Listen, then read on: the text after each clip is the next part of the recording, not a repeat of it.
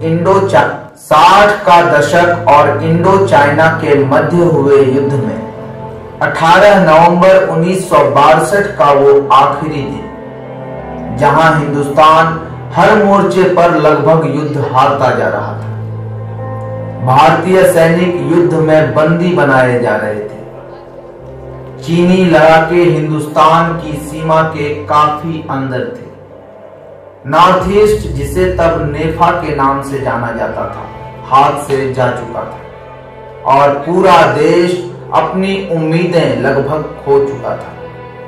परंतु हिमालय के बर्फीली पहाड़ियों से घिरा एक दर्रा ऐसा भी था जहां भारतीय फौज की एक टुकड़ी चीनी आताताई सैनिकों के सामने काल बनकर खड़ी थी। टुकड़ी थी 13 कुमाऊं की चार्ली कंपनी, जिसका नेतृत्व कर रहे थे मेजर शैतान सिंह। उनके नेतृत्व में भारतीय सेना के महज 120 जवानों ने चीनी दुश्मनों के 1310 जवानों को मार गिराया था। और वो जगह थी बर्फीली पहाड़ियों से घिरा रेजांग दर्रा, जिसे रेजांगला के नाम से भी जाना जाता है। इतिहास गवाह है कि वो उस रात खूब लड़े थे।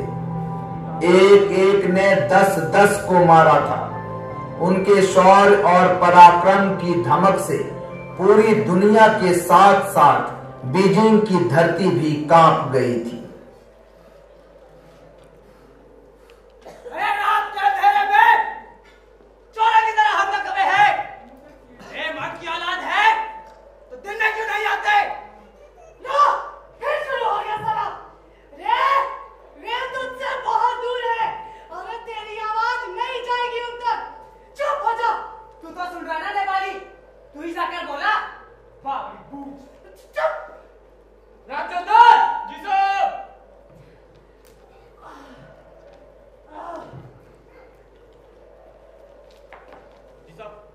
क्या तुम एक बार फिर हेडक्वार्टर से संपर्क कर सकते हो? देखो, शायद इस बार। देखता हूं साहब।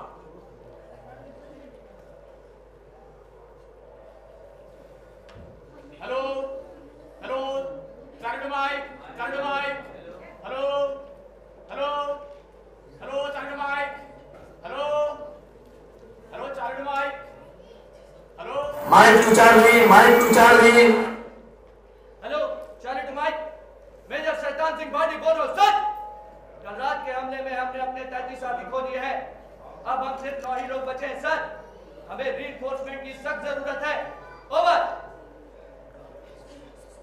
रीइंफोर्समेंट को पहुंचने में अभी वक्त लग सकता है मेजर साहब।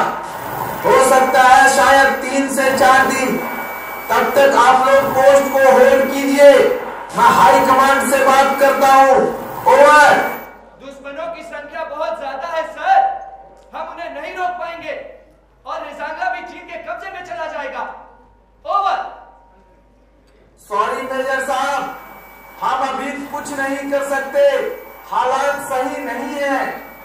हम सभी के संपर्क लगभग एक दूसरे से टूट गए हैं। आप एक काम क्यों नहीं करते? आप पोस्ट छोड़कर पीछे क्यों नहीं आ जाते? शायद ये बात आपको पहले भी कही जा चुकी है। Over and out. Over and out? What the hell?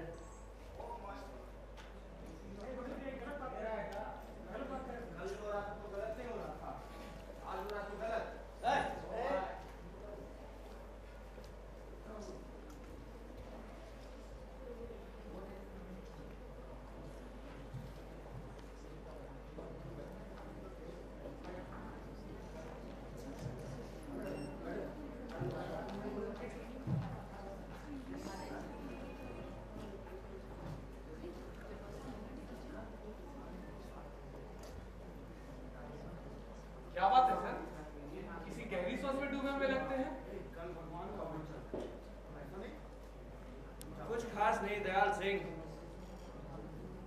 बस इन सफेद पहाड़ों के बीच उगते हुए उस सूरज को देख रहा हूं। कितना खूबसूरत है ना ये सब कुछ। ऐसा लगता है इन इनसे खूबसूरत हमारी आंखें कुछ और देख ही नहीं सकती। लेकिन न जाने क्यों आज ये सब कुछ पराया सा लग रहा है। ऐसा लग रहा है जैसे हम यहाँ कभी थे ही नहीं, जैसे हम यहाँ कभी आए ही नहीं।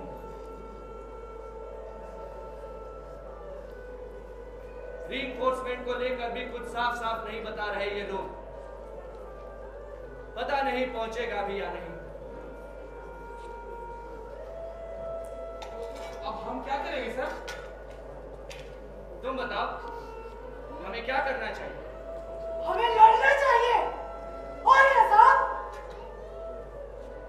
नहीं, मुझे ऐसा लगता है अब तुम लोगों को घर वापस लौट जाना चाहिए। घर? घर? घर लौट जाना चाहिए? ये आप कैसी बातें कर रहे हैं साहब? इसलिए कि हम महज 8-9 लोग बचे हैं। अरे ऐसे तो हम कायर हुए ना साहब, जो घर जाने की बात कर रहे हैं। अरे चीन भी तो यही चाहता है, हमें डराना ताकि हम खुद ही मैदान छोड़ दें। नहीं साहब जी, ये पोस्ट छोड़ के नहीं जा सकते, हम नहीं जा सकते। हाँ साहब जी, ये पोस्ट छोड़कर हम कहीं नहीं जाएंगे। आखिरी सांस तक लड़ेंगे साहब, गोल चढ़ा देंगे साहब को। तो जब चढ़ाओगे से जब यहाँ खड़े रहोगे, दुश्मनों की गोली और संख्या अगर हम नजरअंदाज करें तो ये ठंड और भूख हमें दुश्मनों से पहले खत्म कर देगी। वो हमें पीछे हटने को कह रहे हैं, जबकि वो जानते हैं कि ये पोस्ट हमारे लिए कितना जरूरी है।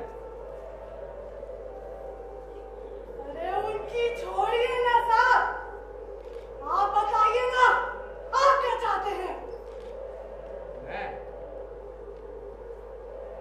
मैं तो यही चाहता हूं तुम सब अपने अपने घर वापस लौट जाओ। माफ कीजिएगा सर, छोटी मुंह बड़ी बात कह रहा हूं, लेकिन बार बार घर जाने की बातें कहकर अब हमें कायर बता रहे हैं। हम यहाँ दुश्मनों का मुकाबला करने आए थे सब, भीड़ दिखाकर भागने के लिए नहीं। तुम समझ नहीं रहे रामचंद्र, सही मायने में हम ये लड़ाई हार चुके हैं। और वैसे भी अभी क्या ही उम्र है तुम लोगों की, आगे पूरी जिंदगी पड़ी है, बेवजह मारे जाओगे। और जिन साथियों को हमने खोया उनकी क्या उम्र थी साहब? कितनों के तो मूछे भी नहीं आए थे। 18-19 साल के बच्चे थे साहब, फिर भी लड़े ना। हालात बुरे हैं तो तीर दिखाकर भाग जाए? नहीं साहब, मैं कहीं नहीं जा रहा। किसी और को जाना है तो जाए। मैं भी पहुंच छोड़कर कहीं नहीं जा रहा साहब। सही कह रहे साहब, वापस जाकर भी क्या होगा? पूरी जिंदगी दिल में कसक सी उठती रहेगी कि पीठ दिखाकर भाग आए सरहद से। साहब जी, हमारे पहाड़ों में ना एक कहावत है, धड़कते हुए दिल और आती जाती सांसों के साथ तो सभी खड़े रहते हैं, लेकिन जो मोड़ने के बाद भी खड़ा रहे ना साहब जी, वही पहाड़ है। हम तो पहाड़ है साहब जी। अरे हमें इस बात से क्या फर्क पड़ता है कि हम जिंदा हैं या नहीं? कोई फर्क नहीं पड़ता साहब, कोई फर्क नहीं पड़ता। मैं तुम्हारे जज्बातों की कदर करता हूं, लेकिन तुम सब ये जानते हो कि हमारे पास असला और बारूद नाम मात्र है, और हमारी संख्या इतनी कम है कि हम उन्हें 10 से 15 मिनट भी नहीं रोक सकते। और ऊपर से भी यह ऑर्डर है, या तो हम पोस्ट छोड़कर वापस लौट जाएं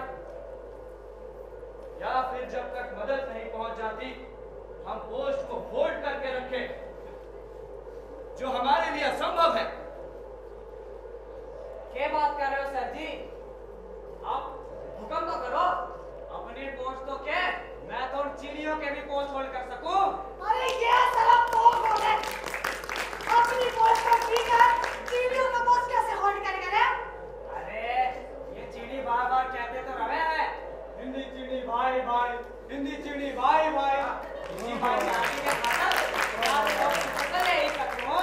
साला जब देखो चीनी चीनी करता रहता है। अरे इतना ही भाईचारा था तो कल रात को हमला करने आता था इतने सारे चीनी रख लेता लड़कों को पकड़ के। चुप हो जाओ तुम दोनों। युद्ध केवल बचकानी बातें और जज्बातों के सहारे नहीं लड़े जाते, बल्कि आर्म फोर्स की पूरी ताकत चाहिए मैदान में डटे रहने के लिए, जो हमारे पास नहीं है। गवर्नमेंट भी अपने हाथ खड़े कर चुकी है। इसीलिए मैं कह रहा हूं, तुम सब जाओ, अपने माँ बाप की सेवा करो, बीवी बच्चों का देखभाल करो। बस तुम्हारा कोई हक नहीं एक माँ बाप से उसके बेटे को, एक बच्चे से उसके पिता को, और एक पत्नी से उसके सुहाग को छीन। कोई हक नहीं तुम्हारा।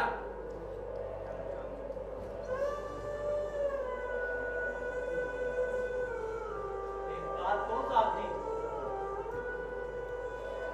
आप इधर पीछे हटते तो मत को, आप इधर मत रोको। ये लोग मानने वाले नहीं साहब जी। और मैं तो कहता हूँ कि एक बंदूक मुझे भी दे दो।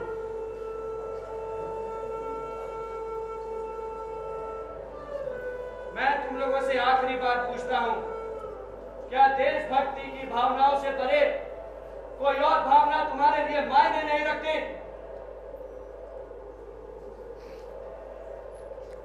यूं ही देशभक्ति के नाम पर सभी अपने प्राण न्यौछावर करने लगे तो कौन उनके माँ बाप, बीवी बच्चों को संभालेगा? कौन उनके परिवार की जिम्मेदारी लेगा? बोलो।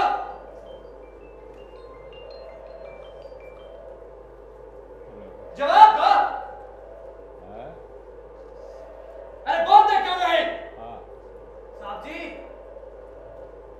इस मामले में हमारे माँ बापों ने देश की घनी चिंता से वनडे मिला के पूरे 16 भाई बहन से, अगर मैं शहीद भी हो गया ना तो भी मेरे माँ बाप के 16 बालक पाओगे, चाहे तो कोई सा भी जाके गिन लियो। तेरे शहीद होने के बाद भी सोना वो कैसे रे? अरे मेरा बापू घड़ा कसूता मानस है। 6 महीने हुए मरने घर गए, लेकिन 3-4 महीने बाद तब में से किसी को भी मेरे घर जाने का मौका लगे तो जाके देखना मेरा का छोटा भाई मेरी माँ के दूध पीता पाओगा। मतलब तुम लोग ये पोस्ट नहीं छोड़ना चाहते? एक बार फिर से सोच लो, क्योंकि इसके बाद सोचने का वक्त नहीं होगा। हुकुमचंद, साहब जी, क्या कुछ खाने का इंतजाम हो सकता है? कल दोपहर के बाद से हमारे पेट में कुछ भी नहीं गया। यहाँ की ठंड और दुश्मनों के झुंड को तो फिर भी झेल ले, लेकिन ये पेट की आग। हाँ हुकुमचंद जी, भूख तो मरने भी गई जोर की लागत किस है। थोड़े बहुत आलू ही बचे हैं, वो भी ठंड में जम से गए होंगे। अरे हुकुमचंद जी, आप ले आओ, चबा जाएंगे साले को। मैं लेके आ गया। जाओ जाओ जाओ।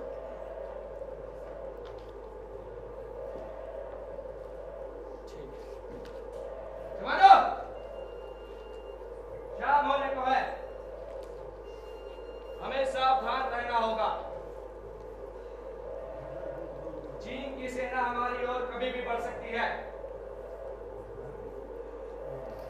मैं ये दावे के साथ तो नहीं कह सकता, पर शायद उन्हें हमारी संख्या नहीं पता, पर हम उनकी गिनती जानते हैं। तो परिणाम को लेकर हमारे मन में कोई संशय नहीं होनी चाहिए। कोई शक नहीं साहब, कोई शक नहीं साहब, कोई शक नहीं साहब।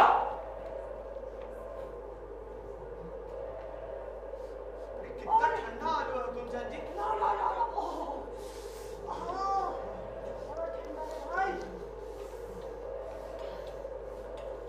लाओ हुकुमचंद, अरे एक आलू साहब जी को भी दे दे।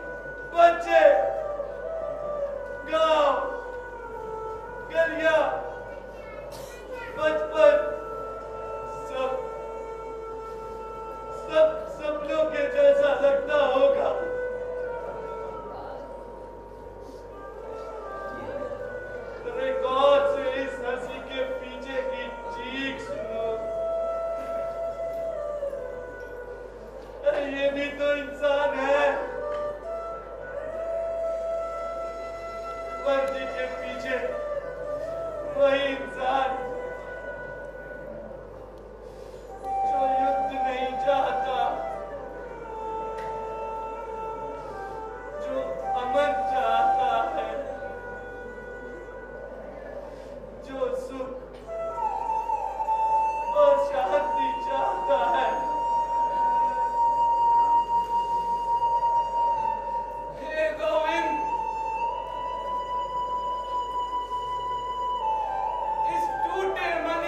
बस इतनी ही अभिलाषा है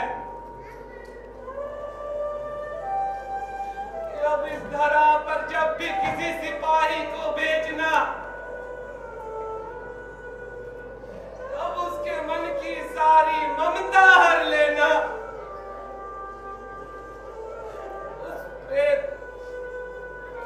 उस वेदना को हर लेना जो उसके मानवीय हृदय को वेदता रहता है। अब जब वो किसी की जान लेता है, जब वो अपने आप को इस अनचाहे युद्ध में झोंक देता है,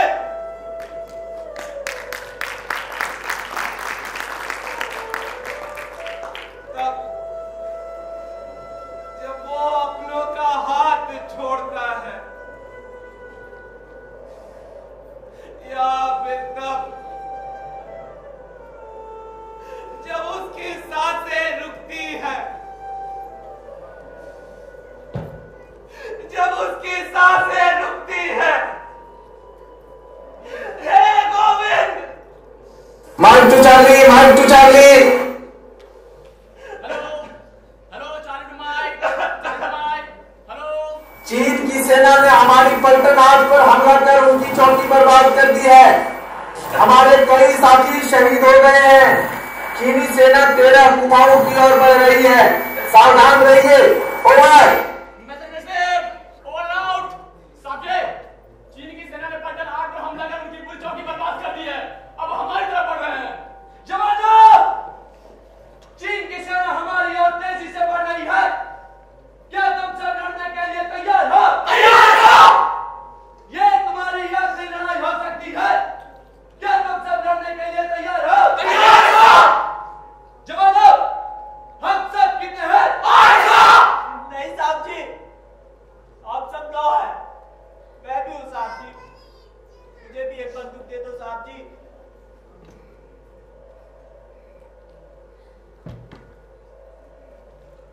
जवानों, यह वो निर्णायक पल है जिसका इंतजार एक सिपाही जीवन भर करता रहता है। यही वो पल है जिसकी आवाज एक साधारण इंसान को उसकी नजरों में, देश की नजरों में और उसके अपनों की नजरों में हमेशा हमेशा के लिए एक सिपाही के रूप में अमर बना देती है। साथियों, हम ये नहीं जानते कि देशवासी हमारे शहादत को समझेंगे या नहीं, लेकिन हम इतना जरूर जानते हैं कि हमारी आज की लड़ी हुई लड़ाई भविष्य में ना जाने कितने सूरवीरों को सरहद तक खींच लाएगी।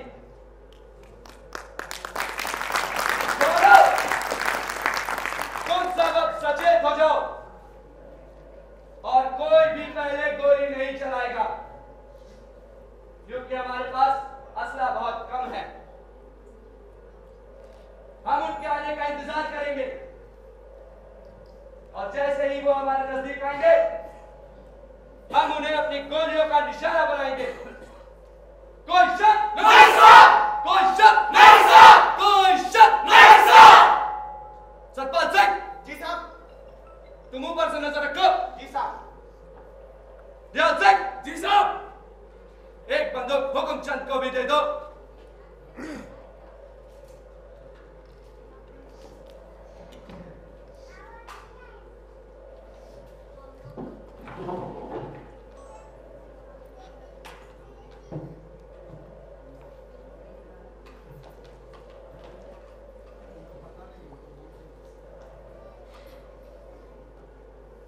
धन्यवाद साहब जी, धन्यवाद।